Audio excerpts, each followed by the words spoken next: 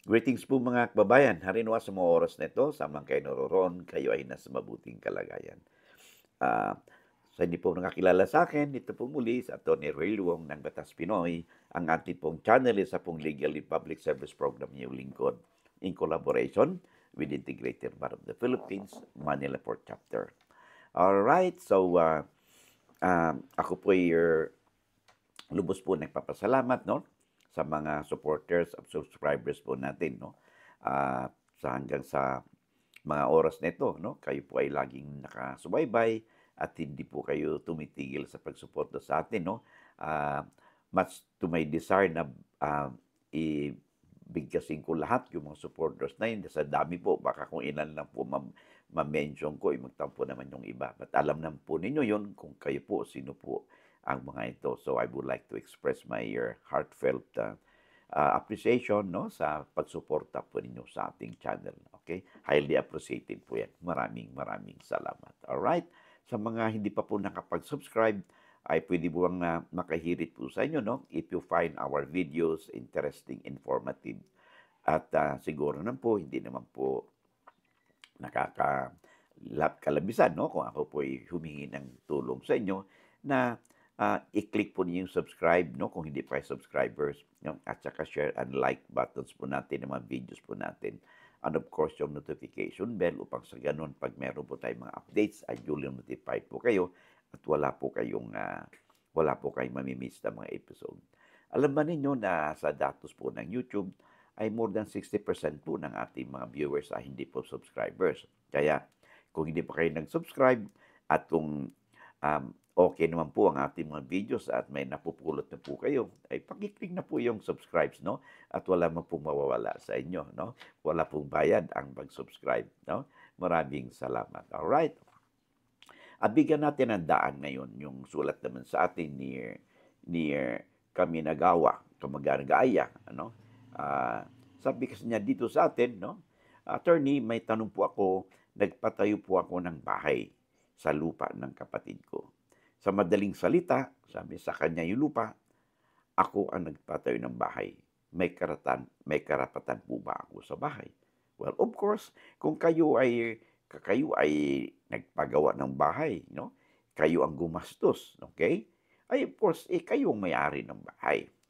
So, kayo bilang may-ari ng bahay, you have the right, no, to enjoy it, to use it, no? Pwede kayong timira, pwede rin yung paupahan, no? Kasi kayo yung may-ari. No? That's an attributes of ownership.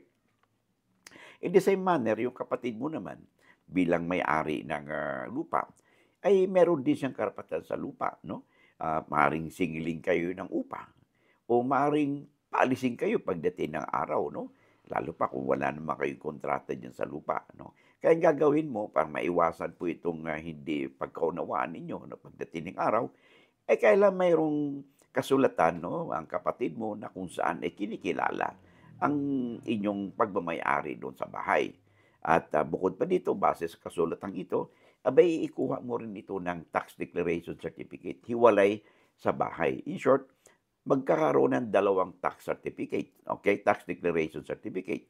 May tax declaration certificate doon sa lupa, nasa nakapangalan ng kapatid mo, at meron naman tax declaration certificate doon sa bahay. Okay? Bakit mahalaga ito?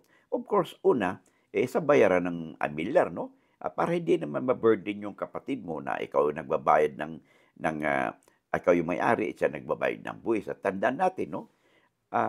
Merong principle sa batas na yung accessories follow the principal. In short, kung sino yung may-ari ng ng lupa, okay? Ay it is presumed na yung anumang accessories na matatagpuan sa kanyang lupa, anumang istruktura, bahay man, building, pader, no? O mga halaman doon sa lupang iyon, follows the principal. So pag may-ari ito ng may-ari ng lupa, kaya napakamahalaga na magkaroon kayo ng tinatawag na kasulatan dito at dokumento na ikaw yung nagmamay-ari ng bahay o accessory. Okay? Upang sa ganun, pag ang kapatid mo halimbawa, ibebenta yung kanyang lupa, abay hindi kasama sa bintahan ang inyong bahay. Okay? At kung sakali mang yung kapatid mo o it could be yung benentahan niya ay mag-decide na paalisin kayo. Abay, meron kayong pinanghawakan kasi kayo maituturing na sa builder in good faith. Kung builder in good faith kayo, abay, hindi kayo basta-basta masipa niya paalisin yan sa bahay. Okay? So, at in fact, kung paalisin kayo, at kayo may tuturing na builder in good faith, okay? At kung ang halaga ng bahay mo ay mas malaki pa kaysa halaga ng lote, ay pwedeng bilhin mo yung porsyon ng lupa na yun na kung saan nakatirik yung bahay mo. Okay? In the same manner, kung ang halaga naman ng lupa ay mas mahalaga pa doon sa bahay, pwede ring i-exercise ng may-ari ng lupa na either bilhin yung inyong bahay, no? Kasi kayo man maituturing na a builder in good faith. Kaya napaka-importante na meron kayong maliwanag na kasulatan, no, tungkol sa ganitong usapin. Kaya doon sa katanungan mo, of course, bilang may-ari ng bahay, kayo ay may karapatan doon sa bahay. No? At dahil sa alam naman ng kapatid mo na nagpatayo ka ron, no? You are presumed to be builder in good faith. Okay? So yan ang inyong tatandaan. Alright? So bago tayo magpatuloy, pwede po pang makahirit po sa inyo, no? Na may-promote ko lang po yung ating libro, particularly yung ating pong Legal Handbook, no? A Daily Companion for All. Ito pong librong ito contains the extract of the different laws that we have, no? That could affect, no? Sa ating buhay, no? From the time na tayo pinaglihi hanggang sa nagkaroon tayo kinasal, nagkaroon ng pamilya, nagkaroon ng mga anak tayo, magkaroon ng properties, lupa, no? Title, stock declaration certificate, hiwalayan ng property relations ng mag-asawa, mana, no? Partition ng mana, partition ng lupa, no? Ay ang extract po ng batas nito ay more or less nandyan po sa legal handbook na yan na pwede po nyong gamitin as your legal reference to pagdating ng araw kung anong interesado kay batas, no, na gusto nyong malaman o requires further reading ay nandyan po, no. Malaking bagay po yan kung meron kayo nito sa inyong bahay o sa inyong workplaces. And the same manner po, pinopromote din po natin yung tinatawag nating Handbook on the Bill of Rights.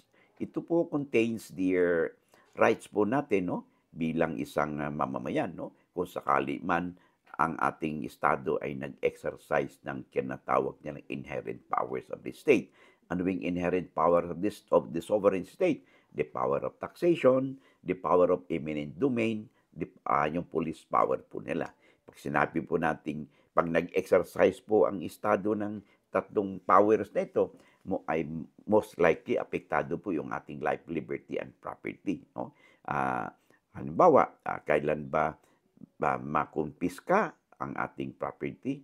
Kailan ba pwedeng kunin ng gobyerno, no, by the power of eminent domain yung ating property, no, ating lupa for public use and purpose, subject to just compensation. Pero meron ding mga situation na we could not be entitled to just compensation pag kinuha ng gobyerno yung ating lupa. Okay? In the same manner, pag tayo ay naaresto, no? Kailan ba maaresto ang isang tao na may warrant o walang warrant? Okay? Kailan ba ma-search ang properties na may search warrant o walang warrant? Okay? Ngayon, meron na tayo ding mga tinatawag na cybercrime.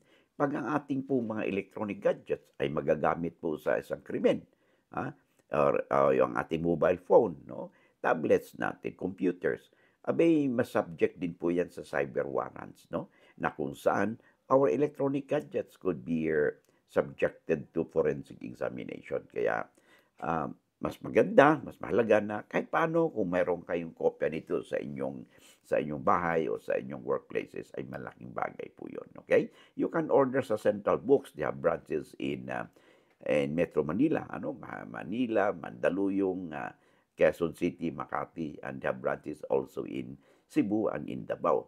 Maki-screenshot po if you're interested, no? You can order online, free delivery po siya. Mga hardbound po ito, no? Ang libro pong ito. Of course, for the rest of the books po natin, yung labor laws, no? Ito po ay handy materials for our practitioners. Mga mga labor and industrial relations practitioners po natin, mga panyeros natin, of course, yung ating corporate law annotated, no? And of course, yung ating CIPRA, the Code of Professional Responsibilities and Accountability sa ating mga lawyers po, mga panyeros sa panyeras, no? Our Bible, no? Sa how we conduct ourselves as a member of the FAR and in the legal profession. Okay? So, paki-screenshot po, no? Kung interesado po kayo and you can order online, free delivery po, at tanda po natin, no? Itong mga librong po ito ay hardbound materials po sila. Okay? Maraming salamat. Alright, so kapapasok pa lang, okay? Pwede naman kayo mag-replay, no? Kung sakaling kapapasok pa lang ninyo, and I hope, no? Kayo din may mapupulot din po sa mga napag-usapan natin sa video ito. And of course, kung hindi pa kayo napag-subscribe, paki-click po ang subscribe, no? Shares and like buttons po natin upang sa ganun matulungan po ninyo ang inyong lingkod na mapalawig pa natin ang ating abokasya na mag-spread out po tayo ng legal na informasyon o kaalaman, no? Sa ating mga kabayan. It could be your friends, your kapitbahay, your relatives o kakilala ninyo, no? Upang sila din may mapulot po sa ating pinag-usapan. Sabi nga natin lagi ay lamang na ang may alam sa batas. Maraming salamat and I hope to see you again in the next video po natin. Bye-bye.